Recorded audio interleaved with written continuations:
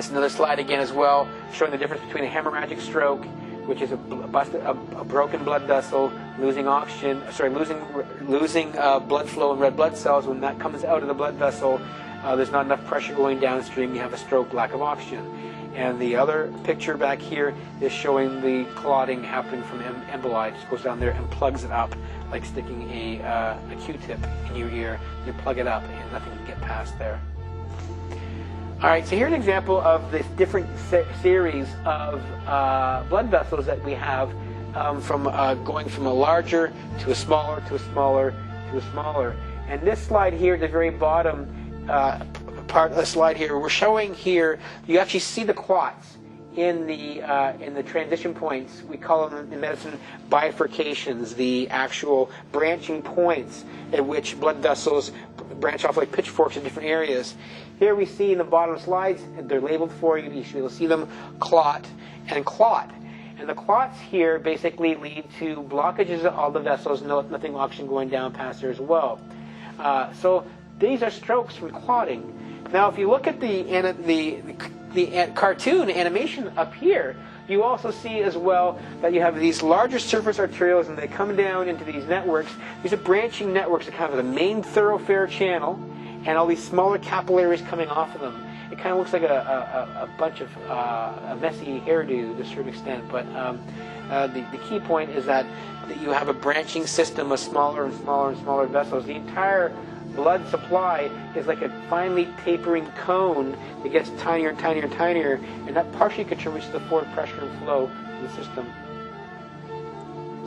Now this is amazing. This is amazing. These are actually, we're looking at an actual mitral valve here, which is one of the valves to the heart, but we're actually looking at its blood supply, and this is connective tissue, and it's hard to appreciate that the connective tissue actually has a blood supply. But look at, and it's got dye in it, but look at all of the vessels. These are like root systems to a tree. If you ever pulled a tree out of the ground, these are like branching tributaries of a riverbed system. You see you have major channels get smaller and smaller and smaller, but if you look carefully and follow some of the channels down here, you will actually see that some of these channels come to an abrupt end, and some of them will be what we consider watershed vascular territories because there are no other blood supply areas coming to that area, so you block it off at certain points here at the small capillary levels. All the tissue in that area is not going to get any oxygen. And this likely is why many people develop prolapse of the mitral valve, where the valve itself becomes weak and it doesn't close properly. And you can see mitral valve prolapse under many conditions, including things that affect blood flow as well as infectious diseases.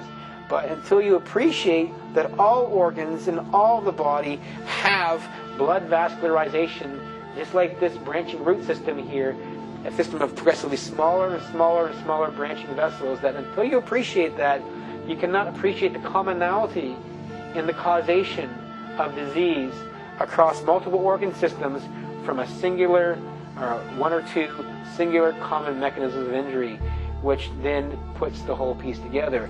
This is the common unifying thread and link that we are missing. This is why there is such a range of disease across multiple organs and multiple functions that is related to this branching network of 600,000 miles of capillary blood vessels in the human body to every organ that has life and maintains life.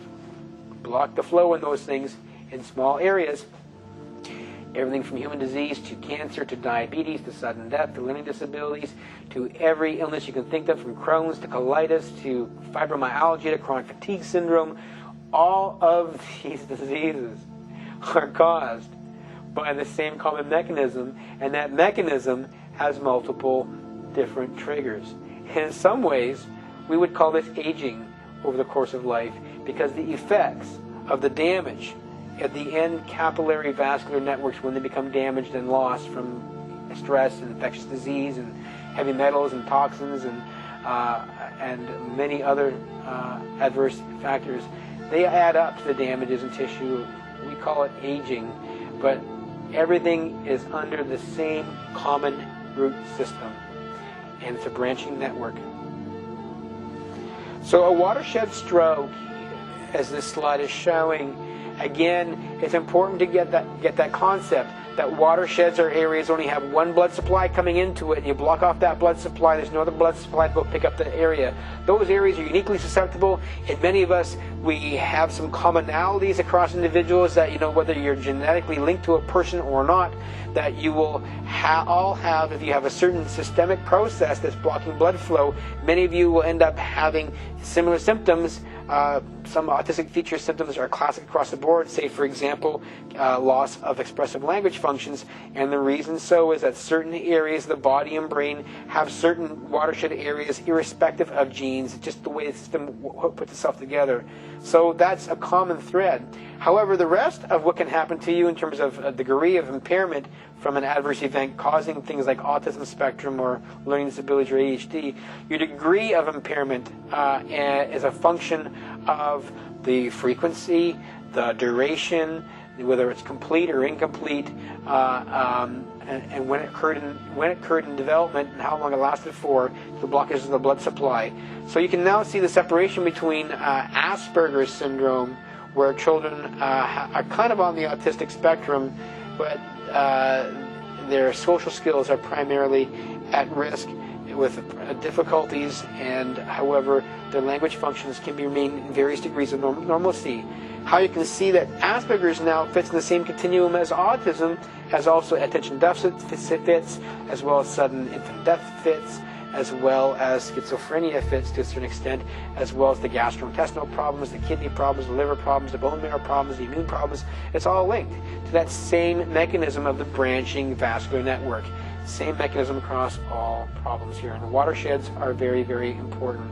The end arteries are most susceptible to changes in blood flow. This is a blood flow problem from blood sludging. It's no different from leaving your coffee and your cream in your bottom of your coffee cup for 3 or 4 days. The first day it's nice and liquid, shake it around, wonderful. After a few days of stagnation, it becomes gel. That's what's happening in the blood vessels throughout all the body for all these chronic illnesses and disease. Common mechanism for everything. And it's been known for some time, at least from the 1930s and 40s.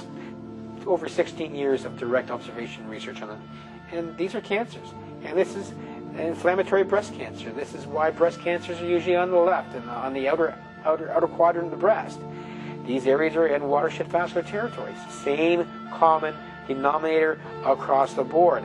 Fix the blood flow problem, prevent the illness. Restore blood flow problems and immune system functioning properly, because that's a blood flow problem as well. You cure disease. You prevent disease. We should not be out there running around trying to get vaccines for every possible contaminant that exists on planet Earth that you could possibly get. Millions of things you could vaccinate for, and if the pharmaceutical industry has its way, you would, especially if they convince governments to mandate that you have to have it as a condition of being a member of society. But when all bugs and all viruses and all bacteria and all parasites and all heavy metals and all of these toxic or foreign substances placed in your body, or even prenatal infectious diseases, if they all cause the same problem in the body and physiology, irrespective of the disease that comes out, if they all cause disease by the same problem in the body, they're causing strokes, then why are we wasting our time vaccinating for all these different things, which all, irrespective of what they do to the body, end up having the same common mechanism of injury in the body across the board when you get exposed? Why don't we just go out there and say, let's deal with the cause of disease and get out of the clouds and stop giving prevention for all these different things individually? Well, you can have all these things collectively, as long as you control the means in the body by which these things, irrespectively, are going to cause disease and damage. And this is colloidal chemistry, this is blood flow, this is coagulation, this is clotting, this is zeta potential, we will discuss. And this is a non-specific immune response to immune hyperstimulation. And this is a whole series of events that is contemporarily caused, by and large, most prevalently by the high prevalence of vaccines, but vaccines are neither necessary nor sufficient for this problem to occur.